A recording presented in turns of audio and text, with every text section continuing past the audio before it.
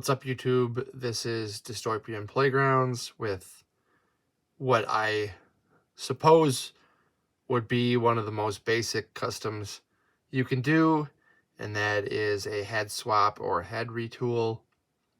Now, these are the most recent vintage collection Cloud City Wing Guards, and all of these are swapped.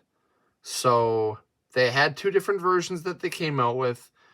Utilize some parts in the tooling library, but because of the paint applications and because of the general nature of the figure in general, they don't stick out as much to the people that aren't obsessed with the line to know those details. So this is essentially a brand new figure in the line, and some people don't like the chest, some people don't like some of the other treatments to the figure, but I was ecstatic when this figure was announced, and knowing that they were going to do both versions, I knew I could take them off of my SWTVC March Madness list, and I knew that even if the hat wasn't removable, I would find a way to get the heads off, salvage the hats, and swap them.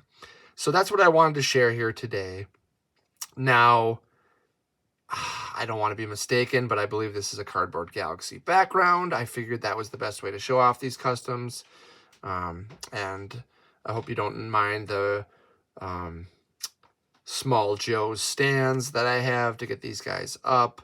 I just didn't want to make a video and have them falling over because talking for several minutes, they have a good chance of not standing up. So not too much to say on the figure itself. There's other reviews out there. A lot of people probably own the figure already, but we're here to talk about the head swaps on them. Now, they're all Star Wars parts, thankfully, and getting the ball pegs to line up wasn't too bad. Now, I'm using, I believe, two figures that swap in general because they're from the Rebel Fleet Trooper Troop Builder pack, if that's the word, the 4-packs that they came out with. Those heads were on those, the white helmets and the blue shirts and the vests, the black vests. So the one in the center here and the one to the left, those heads are from those 4-packs. So I pretty much swapped the Bespin Wing Guards to those helmets, and I technically have a head swap custom there. I use the word custom loosely because it's not a ton of work. I mean, very, very basic hobby tools to swap stuff off if it's not just a simple pull and pop. But that's what those are. So you have the base Wing Guard, you have the Rebel Fleet Trooper head swaps, and you interchange between those. So there's really no wasted part, even though what I'll get into next is the potential to massacre the hat.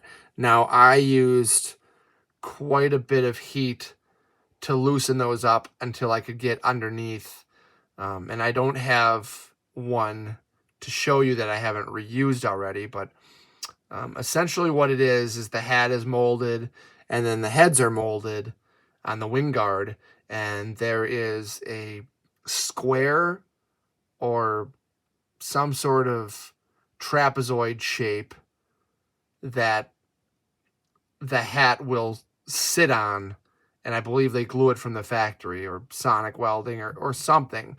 Now, you put some heat on it and you start working up underneath the brim and the lip of the hat, and you'll be able to start pulling it away. Now, once it's far enough around the head, you can essentially take some sort of cutting tool and just slice it.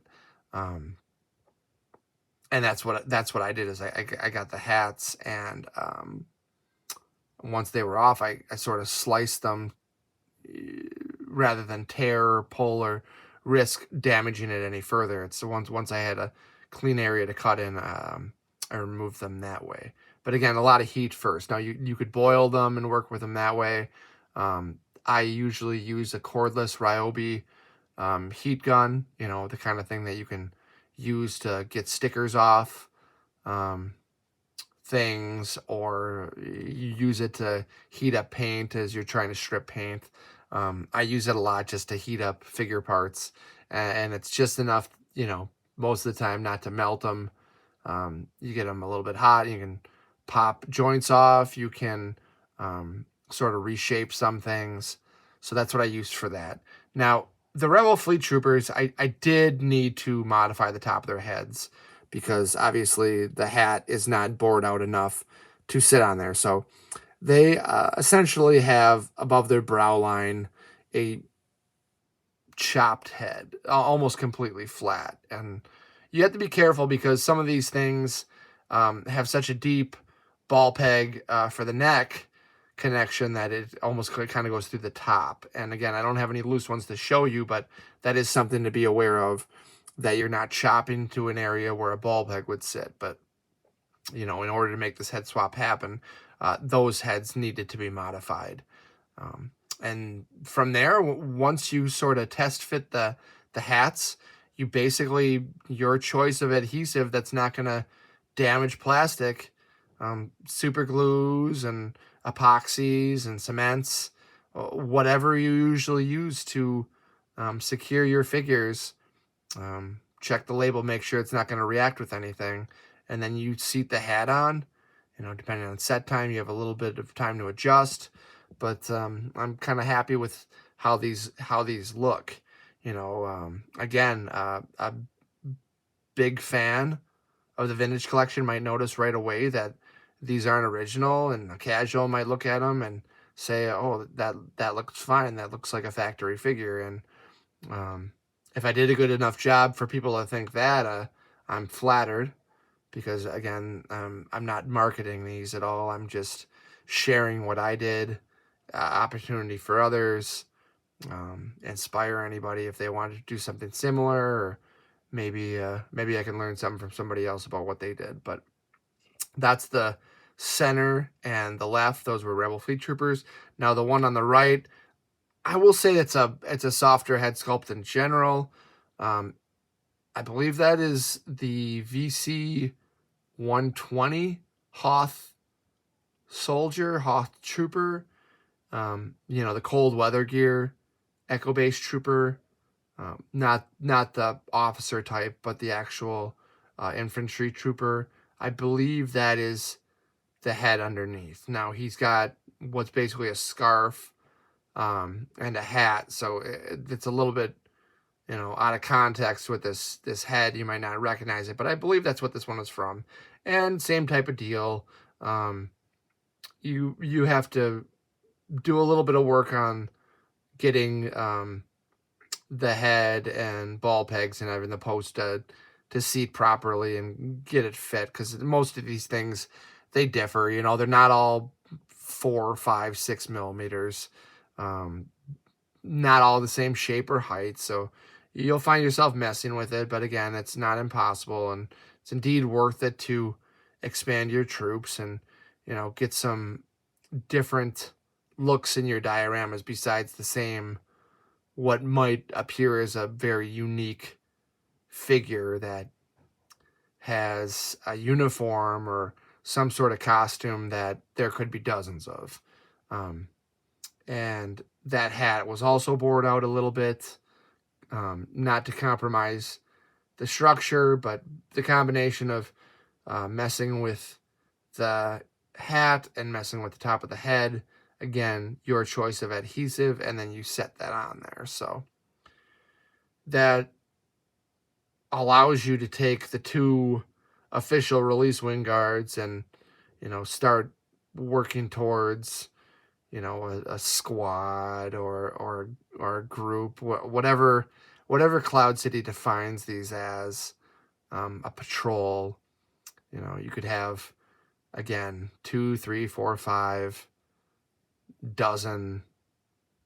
I don't know if they'll ever do a troop builder pack for these. There are a few other looks from the movies that people are hoping for.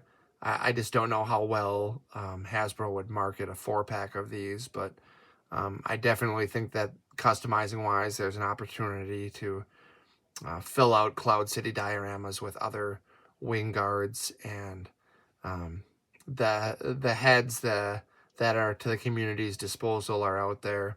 I just thought these were top choices because they allowed me to take a set of troop builder heads from a pack and get them on a different body style.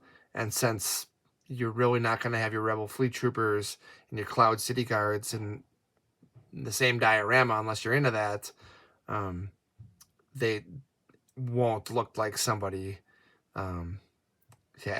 has a bunch of different jobs in the galaxy. You're not gonna likely make the connection that your wing guard looks like a rebel trooper. So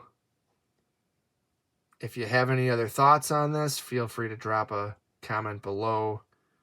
If you liked the video, please hit the like button. Consider subscribing to see more of my customs, and hit the bell alert so that when I have a new video, you can be one of the first to know. Thanks again for watching.